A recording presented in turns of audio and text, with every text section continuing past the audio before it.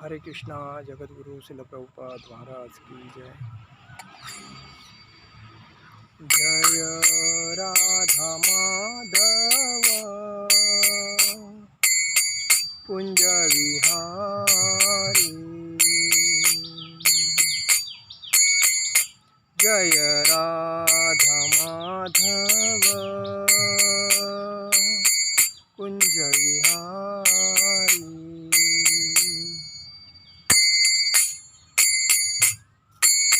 गोपीजन वल्लभ गिरिवरधारी। यशोदानंदन ब्रज जनरंजन। यशोदानंदन ब्रज जनरंजन। यमुना तीरवनचारी।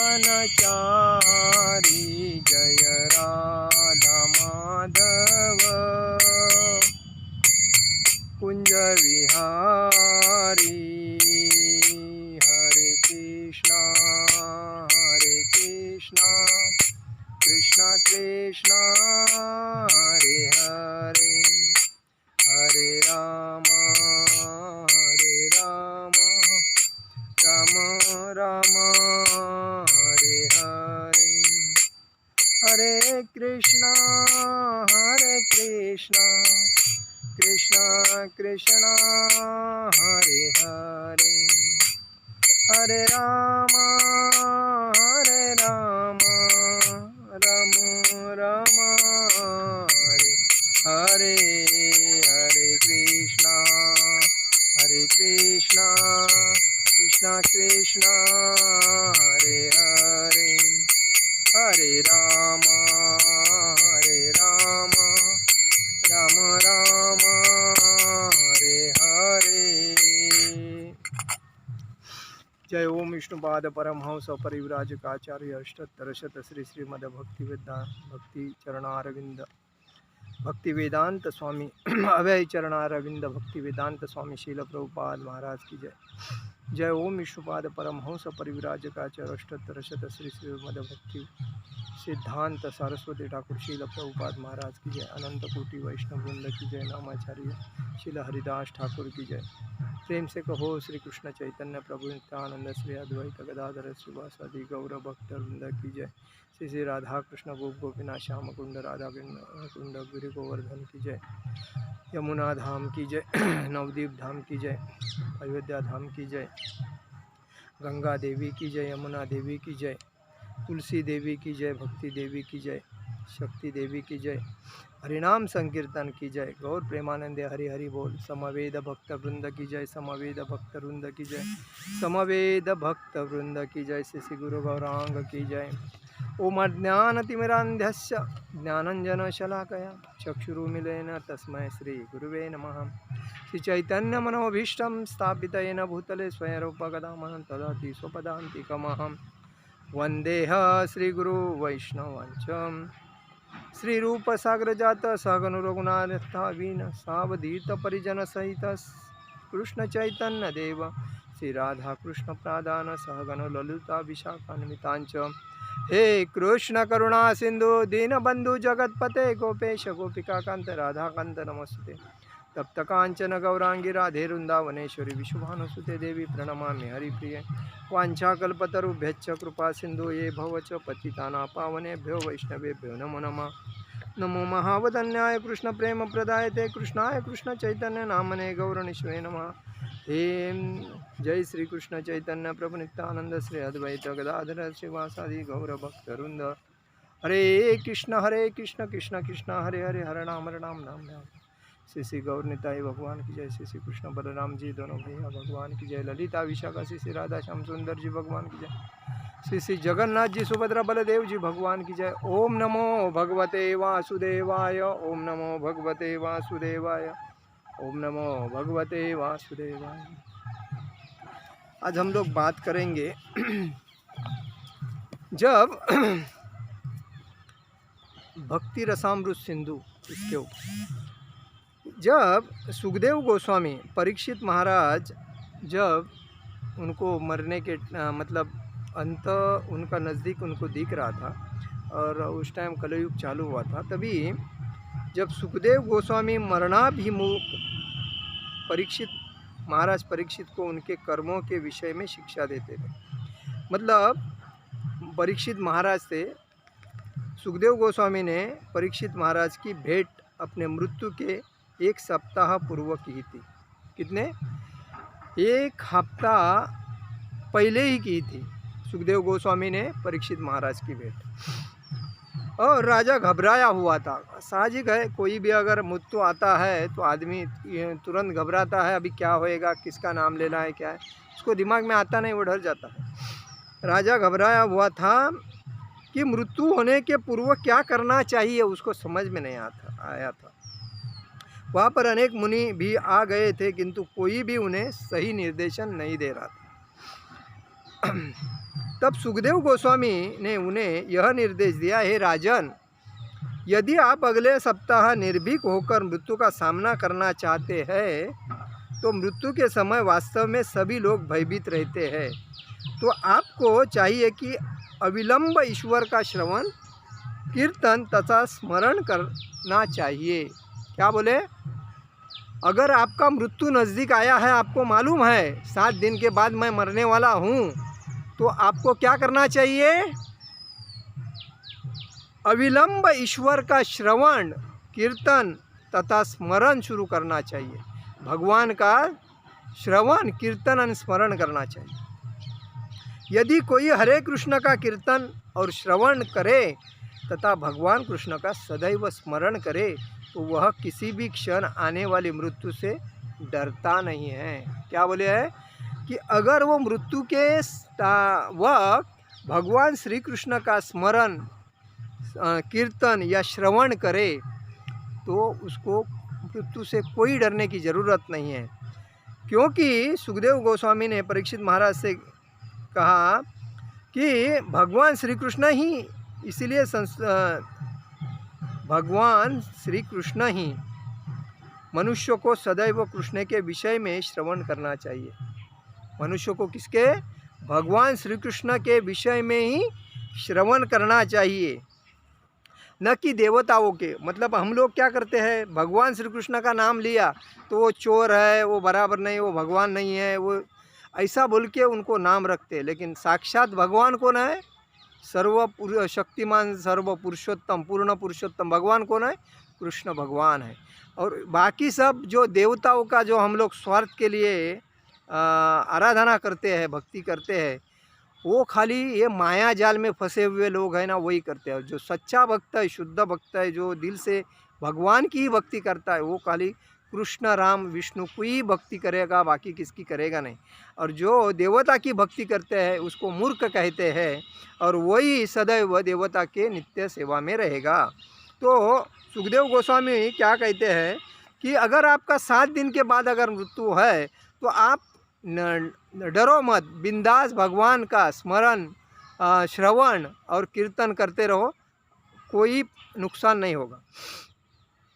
तो देवताओं का श्रवण और कीर्तन किया जाता है, वो मायावादियों का कहना है। मनुष्य चाहे कृष्ण का नाम का कीर्तन करे या देवताओं का नाम का, ये कौन कहते हैं? मायावादी कहते हैं। लेकिन वास्तविकता यही है, प्रामाणिक कथन के अनुसार मनुष्य को एकमात्र विष्णु कृष्ण का श्रवण ही तथा कीर्तन करना चाहिए।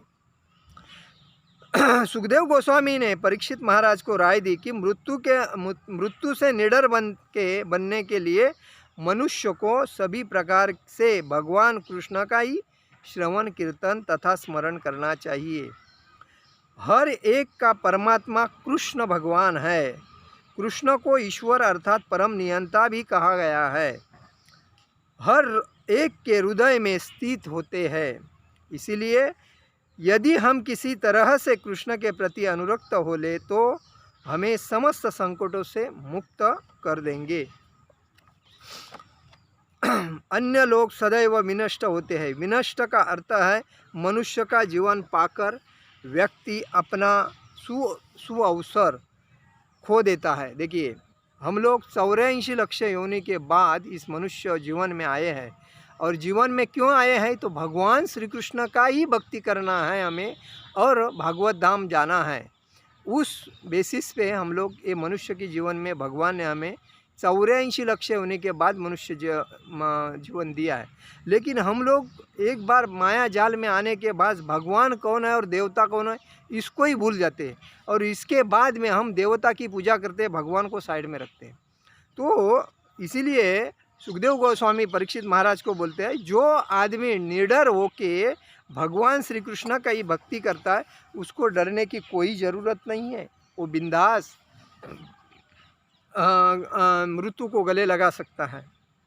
और जो देवता की भक्ति करते हैं वो अपना जो सुन अवसर जो मिला है, सु अवसर जो मिला है अपने मानव मनुष्य जीवन का, वो मतलब व्यर्थ गवा रहे हैं।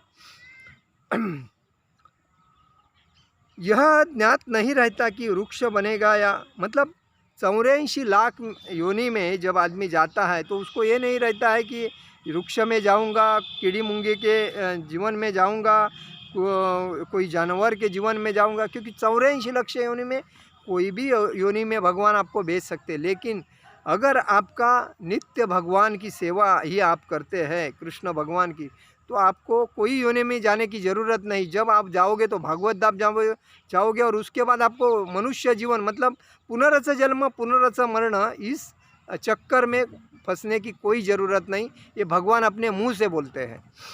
तो इधर दिया है, देखिए, कृष्ण भावनामृत को जागृत करने के लिए रूप गोस्वामी संस्तुत करते हैं, गंभीरतापूर्वक अपने मनों को किसी न किसी तरह कृष्ण में लगाकर मृत्यु से निडर बनना चाहिए। मृत्यु के बाद हमें अपना गंतव्य ज्ञान नहीं होता, क्योंकि हम पूरी तरह से प्रकृति के नियमों में वशीभूत होते हैं।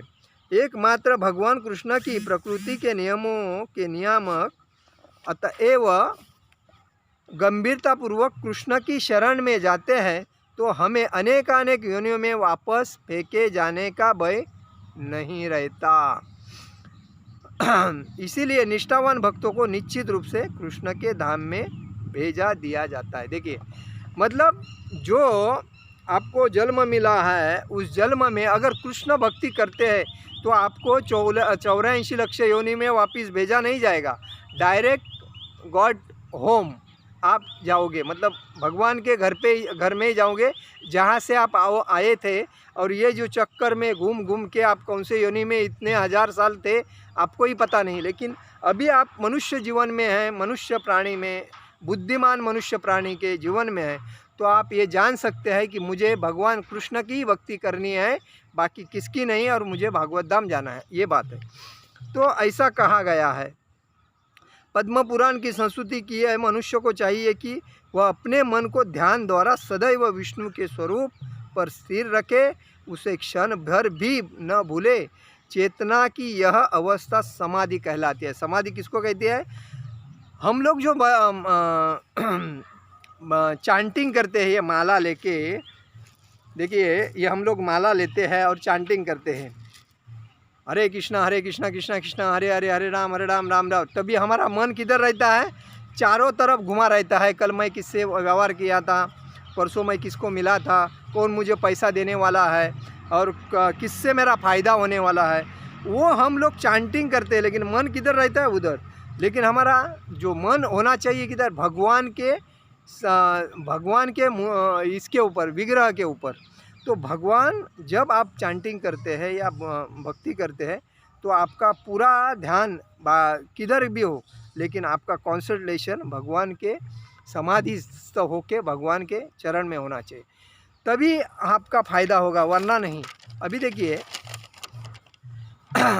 भगवान श्री कृष्ण जब 6,500 साल पहले इस धरती पे आए थे, और उन्होंने जब देखा कि ये उनके जो लीलाएँ थी, ये पूरे वृंदावन में लीलाएँ थी उनकी, लेकिन ये किसको मालूम नहीं था। लेकिन मालूम न होने के वजह से जब चैतन्य महाप्रभु ये 550 साल पहले चैतन्य महाप्रभु ने बंगाल में जन्म लिया था। चैतन्य महाप्रभु ये कृष्ण भगवान के अवतार थे। उनका जन्म 18 फरवरी 1486 में हुआ था नांदिया गांव पश्चिम बंगाल में।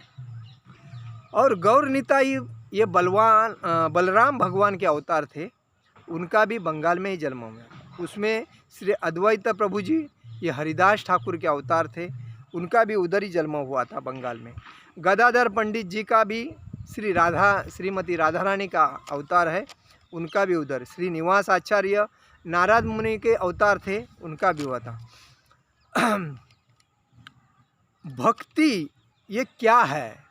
ये भक्ति का प्रचार करने के लिए भगवान चैतन्य महाप्रभु ने इस धरती पे जन्म लिया था, और उन्होंने देश के कोने कोने में जाके इस कलयुग में अगर मनुष्य को सुखी रहना है, आनंद से जीना है, तो क्या करना चाहिए, कौन सा यज्ञ करना चाहिए, इसीलिए उन्होंने पूरे देश की दुनिया के कोनों कोने में जाके एक संकीर्तन हरिनाम भक्ति गीत, हरिनाम संकीर्तन का ही प्रचार, और हरे कृष्णा कृष्ण कृष्ण हरे हरे, हरे राम राम राम हरे हरे, यही संकीर्तन यज्ञ है, ये सबको बताया है। और उन्होंने उस टाइम जो प्रचार किया था, उस टाइम हमारे महाराष्ट्र में भी उन्होंने आके भगवान विट्ठल का, जो पंढरपुर में जो भगवान है चंद्रभागा तीरी, विट्ठल का दर्शन किया था। और उधर तुकाराम जी महाराज जो थे, वो उनके एक पार्षद मतलब भक्त थे, उनको भी उन्होंने दीक्षा दी थी। और वो दीक्षा देने के बाद वो सातत्य से भगवान कृष्ण का भक्ति करते थे। और उसके बाद उनको एक विमान आया गोलोक से और उनको लेके गए। यह साक्षात है मतलब कहानी। तो कहने का मतलब ये है, उन्होंने हर जगह पे 1515 में वो वृंदावन में आके कृष्ण भगवान में कहाँ लीला किए थे, उसका उन्होंने अपने जो उनके जो शिष्य थे, उनका नाम है नानाचार्य विचार वर्ण निपुणो संदर्भ संस्थापको लोकाना हितकारिणी त्रिभुवनो नमान्यो शरणाकरो राधा कृष्ण पदारविंद भजनानंदेन मत्तालिको वंदे रूप सनातन रघुगो श्री जीव गोपाल को। उनके भक्तों का नाम है श्री सनातन गोस्वामी, श्री रूप गोस्वामी, श्री रघुनाथ भट्ट गोस्वामी, श्री रघुनाथ दास गोस्वामी, श्री जीव गोस्वामी, श्री गोपाल भट्ट गोस्वामी। ये 6 गोस्वामी को उन्होंने इस वृंदावन में भेज के उनको बताया कि आपको क्या क्या करना है। क्योंकि जो कृष्ण भगवान ने जो लीला की थी, तो इनको किसी को मालूम नहीं था, और वृंदावन में भी किसी को मालूम नहीं था। लेकिन ये वैष्णव समाज क्या है, उसकी वैष्णव समाज का निर्माण किसने किया है? तो चैतन्य महाप्रभु ने किया। और तभी ये जो सनातन गोस्वामी, रूप गोस्वामी, रघुनाथ भट्ट गोस्वामी, रघुनाथ दास गोस्वामी, जीव गोस्वामी, ये अमीर घराने के लोग थे और सरकार में सरकारी अधिकारी थे, और इनके बिना कोई काम नहीं होता था। और इनके पास इतना पैसा था कि उन्होंने पूरे पैसा जितना उनके पास था, उनके 4 विभाग किए। आधा पैसा कृष्ण भक्ति में प्रचार में दे दिया, 5% उसने अपने घरदार में बांट दिया, घरदार के खर्चे, और 5% गरीब को बांट दिया, जो गरीब समाज में थे उनको बांट के हाँ खुद वैष्णव धर्म अपनाया और वैष्णव भक्ति का प्रचार किया। वैष्णव ब्राह्मण से भी श्रेष्ठ और सबसे श्रेष्ठ, मतलब वैष्णव को ब्राह्मण का पार्षद कहा जाता है। और इसीलिए वैष्णव मतलब ये वैष्णव जो वैष्णव का निर्माण किसने किया? तो भगवान चैतन्य महाप्रभु ने किया। और कृष्ण केशव कृष्ण केशव कृष्ण केशव पहिए राम, कृष्ण केशव कृष्ण केशव कृष्ण केशव पहिए याम, राम राघव राम राघव राम राम यक्षधाम। ये भी मंत्र उन्होंने ही कहा था।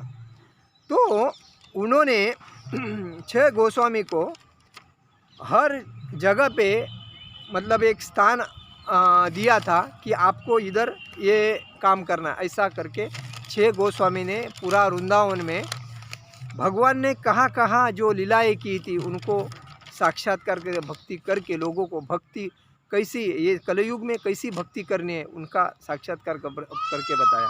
और उसके बाद में जब रूप गोस्वामी, सनातन गोस्वामी, इनको प्रत्यक्ष में राधा कृष्ण ने दर्शन दिया। जब रूप गोस्वामी मतलब सातत्य से भक्ति करते थे, तभी जब वहाँ उन मतलब तले में आए थे पानी पीने के लिए, तभी उनको मालूम नहीं था मेरे बाजू से वाघ जा रहा था, लेकिन बाजू में कृष्ण उनकी रक्षा कर रहे थे। ये साक्षात हकीकत गोष्ट है। तो वो क्या है कि हर आदमी को समझना चाहिए कि इस कलयुग में हमें अगर अच्छा जीना है, अगर आनंद से जीना है, तो हमें भक्ति के सिवा दूसरा कोई पर्याय नहीं। आज लोग माया के चक्कर में, इस कलयुग में माया के चक्कर में इसने फंसे पड़े हैं कि मिसेस पत्नी सा काम करती है, पति काम करता है, लेकिन फिर भी पैसा नहीं पुरता है। क्यों नहीं पुरता है? क्योंकि जब मन में कोई अहंकार नहीं रहेगा, मन में कोई इच्छा नहीं रहेगी, तो आदमी का परिवार सुखी चलता है। लेकिन जब अहंकार रहेगा और पैसा कितना भी आएगा, तो दूसरे का देख के अंदर जो ईर्ष्या होती है, जलस जो होती है, वो देखा नहीं जाता है। तभी एक दूसरे के झगड़े होते हैं, और झगड़े होने के बाद उनको पैसा पूरता नहीं। तभी आजकल देखिए समाज में कितने तलाक हो रहे हैं। क्यों?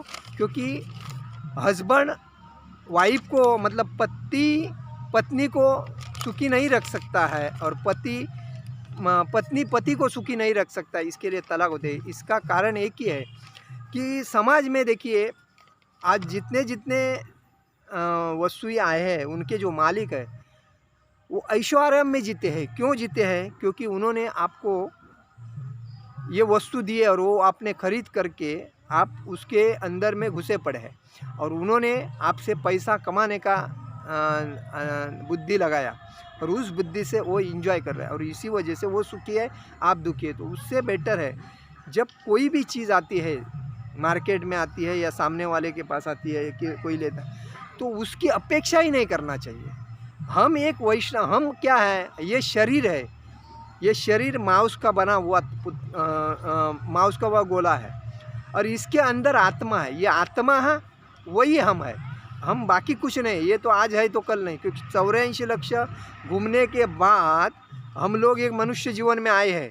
तो कितना, एक तो पहले टाइम पे 1000 साल लोग जीते थे, लेकिन अभी जीने का साल 100 साल है, और इसके बाद में जीने का साल 12.5 साल है। क्योंकि कलयुग क्यों है? क्योंकि कली हर घर में, हर भाई भाई में झगड़ा करेगा, हर बहन बहन में झगड़ा करेगा, है माँ बाप बेटा लड़का, बाप बेटे में लड़का झगड़ा होएगा, माता लड़के बच्चे में झगड़ा होएगा, आजू बाजू में झगड़ा होएगा, भाई भाई में झगड़ा। ये तो कलयुग में सब, मतलब कितना भी पैसा कमाने वाला आदमी रहे, सुखी कभी नहीं रहेगा। लेकिन एक बात है, सुखी तभी रह सकता है कि हरे कृष्ण महामंत्र करके हर सुबह उठ के हरे कृष्ण महामंत्र करना है, मंत्र बोलना है। भागवत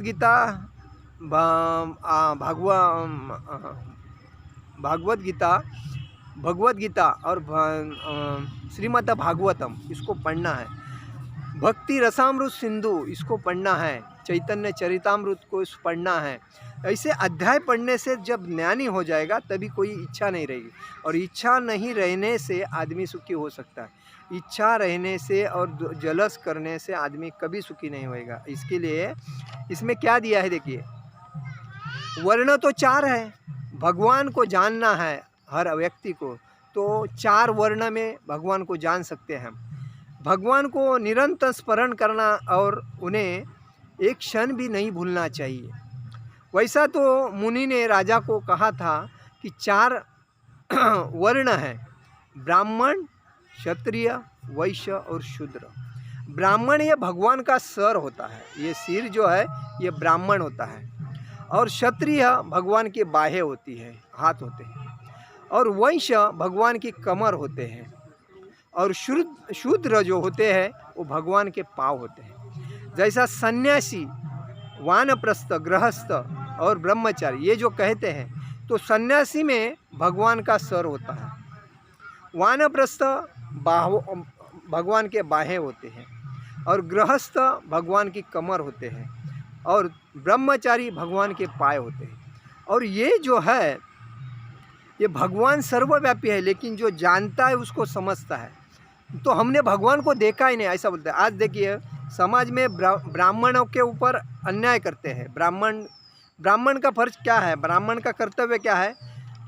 जो दिव्य काम है वैदिक शास्त्रों का उपदेश देना है, भगवान के निमित्त भोजन करना है, और जो गीता का उपदेश देना है, भागवतम का उपदेश देना है समाज को। मतलब आध्यात्मिकता जो है उसका उपदेश दे के भगवान का जो कोई काम है वो करना ब्राह्मण का श्रेष्ठ काम है।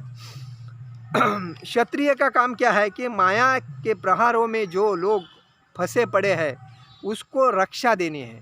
क्षत्रिय का काम क्या है कि जो माया में फंसे पड़े हैं उनकी रक्षा करना है, जो आज अन्याय होते हैं उनकी रक्षा करना है। और वैश्यों का काम क्या है कि अन्नोत्पादन करना है और अन्न का व्यापार करना है। जो वैश्यवाणी जो रहते हैं वो क्या करते हैं, अन्न उत्पादन करके उसका व्यवहार करते, व्यापार करते, लोगों को बेचते हैं। और शूद्र का काम है कि उनकी जो ब्राह्मण क्षत्रिय वैश्य जैसे बुद्धिमान व्यक्ति है वही उनकी सेवा करना है, मतलब श्रम करना है, शारीरिक श्रमदान, उच्च श्रेणी के लोगों की श्रम करना है, ऐसा है। इस प्रकार समाज में विभिन्न वर्णों में पारंपरिक सहयोग और आध्यात्मिकता बढ़ जाती है और उसमें उन्नति होती है। ऐसा सहयोग नहीं होगा तभी समाज में कलह तैयार होता है। देखिए आज और कलह के युग में यही कलियुग होता है। कोई भी व्यक्ति अपना कर्तव्य पूरा नहीं करता। प्रत्येक मनुष्य अपने को ब्राह्मण क्षत्रिय कहकर गर्वित रहता है और वह कृष्ण भावना नहीं मानता है। कहने का मतलब यही है कि आज जो कलियुग चल रहा है तो हर आदमी खुद को ब्राह्मण क्षत्रिय, मैं बड़ा हूँ, मेरे सामने कोई जाना नहीं चाहिए, ये जो अहंकार है, और ये अहंकार ही आदमी का सर्वनाश करता है। जैसा कि पिछले अध्याय प्रवचन में मैं बोला था, अहंकार से कंस का नाश हो गया और रावण का नाश हुआ, दुर्योधन का नाश हुआ। ऐसे जो लोग थे अहंकारी उनका भगवान ने नाश किया, क्योंकि अरे अहंकार से आदमी को सुखी बनना है तो सबसे अतिशय उत्तम तरीका क्या है, भगवान की भक्ति करो, जो मिलता है उसमें प्रसन्न रहो, और कोई ज़्यादा अपेक्षा, अपने उत्पन्न से ज़्यादा अपेक्षा या दूसरे ने किया इसके लिए मैं करूं, ये अपेक्षा ही नहीं करो। अगर ऐसा करने से आदमी आनंदी रहेगा और जीवन का आनंद लेगा। लेकिन अगर वो दूसरे ने गाड़ी लिया मैं गाड़ी लूँगा, दूसरे ने घर लिया मैं घर लूँगा, दूसरे ने बंगला बनाया मैं एक बंगला बनूँगा, दूसरे ने प्रॉपर्टी लिया मैं प्रॉपर्टी लूँगा, और कर्जा निकाल दूँगा बैंक का किसी को विटनेस बना के, और मैं कर्जा नहीं फेडूँगा, कर्जा सर पे लेके मैं अलग अलग। ये सब मनुष्य को आज ये कोरोना जो है, ये कोरोना में इतने लोग मर गए हैं कि अच्छे लोग मर गए। क्यों मर गए? क्योंकि पहले से ये त्रस्त थे, और त्रस्त होने के बाद उनको क्या करना चाहिए उसको वो भूल गए थे, और उनके सामने कोई एक धोरण था, मतलब एक इच्छा थी, एक गोल था कि मुझे ये करना है। तो उसमें अगर उनको बीमारी ने पकड़ा है तो उनको सिंपल अपने आजू बाजू में जो दवाई रहती है उनको भी वो दिमाग में नहीं आती है। इसमें लोग ऑक्सीजन पे, आज लोग झाड़ बीड़ अच्छे झाड़ को काट लेते हैं और उधर रूम बनाते हैं, बंगला बनाते हैं, घर बनाते हैं। अरे ये जो पेड़ पौधे जो है ना, हमें अगर नहीं रहेंगे ना तो हम कुछ काम के नहीं, ऑक्सीजन ही नहीं मिले। लेकिन ये पेड़ पौधे हैं इसीलिए हम लोग जी रहे हैं, क्योंकि वो ऑक्सीजन देते हैं, हम लोग ऑक्सीजन लेते हैं। और इसके आगे आज ऑक्सीजन की ज़रूरत भगवान ने क्यों बताई? क्योंकि हर आदमी खुद को ही भूल गया है, मैं इंसान हूँ, मैं किसके ऊपर जी रहा हूँ वो भूल गया है, और इस वजह से आज सबको ऑक्सीजन की ज़रूरत है। और आदमी खाने के टाइम पे भी ऐसा खाते हैं कि उसका हजम होवे या नहीं होवे, खाते रहते। कितना खाने का? आदमी ने भगवान ने सबको एक लिमिट दी है। पैसा कमाने की लिमिट है, खाने की लिमिट है, घर में रहने की भी लिमिट है, सबकी लिमिट दी है। देखो आदमी को मीठा बहुत पसंद आता है, लेकिन मीठा कितना खाता है आदमी? इतना खाता है, पेट भरता है, उसके बाद स्टॉप होता है। बाद में उसको पसंद है, जब ज़्यादा मीठा खाता है तो उसको डायबिटीज़ होता है, क्योंकि ओवर खाता है ना। इसके लिए प्रॉपर्टी अपने को जितना, आदमी का भगवान ने 3/6 की ज़मीन दी है। भगवान ने आज हर आदमी को 3/6 कितनी होती है आप मापो, उतने ज़मीन में ही आप जाओगे, उससे ज़्यादा में नहीं जाओगे। मैं ये स्मशान में जाओ या ज़मीन के अंदर जाओ, लेकिन आदमी कितना पूरा एक बिल्डिंग भी मानता है खुद के लिए, क्योंकि रहने के लिए ऐशा आराम। लाने आने के टाइम पे तो कुछ नहीं लाया था, जाने के टाइम पे भी कुछ लेके नहीं जाएगा, खाली लालच। मेरा बड़ा मकान होना चाहिए, मेरे बड़ी बैंक बैलेंस रहनी चाहिए, बड़ी प्रॉपर्टी रहनी चाहिए। ये सब व्यर्थ की चिंता है, और इसी वजह से आदमी पद की अपेक्षा करता है, प्रतिष्ठा की अपेक्षा करता है, और पैसे की अपेक्षा करता है, और खुद को भूल जाता है, परिवार के सदस्य को भूल जाता है, और उसके बाद टेंशन में आके अपना जीवन खलास करता है। तो उसको ये समझता नहीं कि जाने के टाइम पे लोग बोलते हैं राम नाम सत्य है, लेकिन ये तभी सुनने भी नहीं रहता है। लेकिन उसको ये समझना चाहिए राम नाम सत्य है, तो मैंने आज तक किसकी पूजा की? देवता की, राम की या कृष्ण की नहीं की, विष्णु की नहीं की। तब जाने वाले लोग तभी बोलते हैं राम नाम सत्य है, ये सुनने नहीं रहता। इसीलिए सबको समझना चाहिए राम ही भगवान है, कृष्ण ही भगवान है, विष्णु ही भगवान है, बाकी सब नौकर है, तो हमको उनकी सेवा नहीं करनी चाहिए। इसीलिए हम लोग बोलते हैं हरे कृष्ण कृष्ण कृष्ण हरे हरे, हरे राम राम राम हरे हरे। सबके हृदय में कौन वास्तव करता है? कृष्ण भगवान। और कृष्ण भगवान सबके हृदय में वास करते हैं, इसलिए कृष्ण ही सर्वोत्कृष्ट है, सर्वोत्तम है, सर्वपूर्ण पुरुषोत्तम है। और इसीलिए हमारा कहने का मतलब है, अभी लोग डर के मारे ज़्यादा अपना जीव गंवा रहे हैं, तो लोगों ने डरना बंद करो, भक्ति में रहो, कृष्ण भक्ति का जप करो, आपको कुछ नहीं होएगा। अगर होएगा तो भी धाम भी जाओगे, क्योंकि जब मरने के टाइम पे अगर भगवान का नाम तुम्हारे मुंह में आता है तो तुम्हारा जाना निश्चित भगवत धाम ही है, बाकी किधर नहीं। ना पुनरच जन्म, ना पुनरच मरण, ये चक्कर भी नहीं है। ना कोई योनि में जाओगे, ना कोई स्वर्गलोक में जाओगे, डायरेक्ट जाओगे धरती टू भागवत धाम। तो इसीलिए आपको ये करना है कि भगवत धाम जाना है, तो हम लोग बार बार बोलते हैं कि सुबह उठ के सातत्य से भक्ति करना जरूरी है। हरे कृष्णा कृष्ण कृष्ण हरे हरे, हरे राम राम राम हरे हरे। आप करोगे, आपके बच्चे करेंगे, आपके बच्चे करेंगे तो पीछे वाले आने वाली आपकी पीढ़ी करेगी। तो पीढ़ी आप जो भक्ति करते थे, आपके आजू बाजू में 8-10 जो घर रहते ना, उनको भी आदत लगनी चाहिए। ऐसी भक्ति करो, क्योंकि लोग देखो आज कुछ ना कुछ करते हैं, और उसका देख के हम लोग करते हैं, और अपने को ऐसा लगता है कि उसने किया तो मेरे को करना चाहिए। तो ये गलत है। अगर उसमें कोई अच्छा गुण है वो ले लो। उसने खड्डे में कूदी मारी है तो तुम काय को मार रहे हो? अगर वो भक्ति कर रहा है, किसकी कर रहा है? कृष्ण की, तो उसके साथ जाते रहो, मंदिर में जाओ, प्रसाद ग्रहण करो, प्रवचन सुनो, माला चैंटिंग करो, और आपके विचार बाद में देखो कैसे शुद्ध रहेंगे। क्योंकि भगवान की भक्ति करने से विचार अच्छे आते हैं, आत्मा शुद्ध रहता है, प्रसाद खाने से शरीर शुद्ध होता है, रोगराई बाजू हो जाती है। और इसीलिए हमारा कहने का मतलब है, आप कृष्ण भक्ति में आओ, कृष्ण भक्ति को आपके जीवन को सार्थक करो। आज का मेरा प्रवचन यही समाप्त करता हूँ। हरे कृष्णा कृष्ण कृष्ण हरे हरे, हरे राम राम राम हरे हरे। जगत गुरु शिल प्रभुपाद महाराज की जय, परम पूज्य लोकनाथ स्वामी महाराज की जय, निताई गौर प्रेमानंदे। हरि हरि बोल।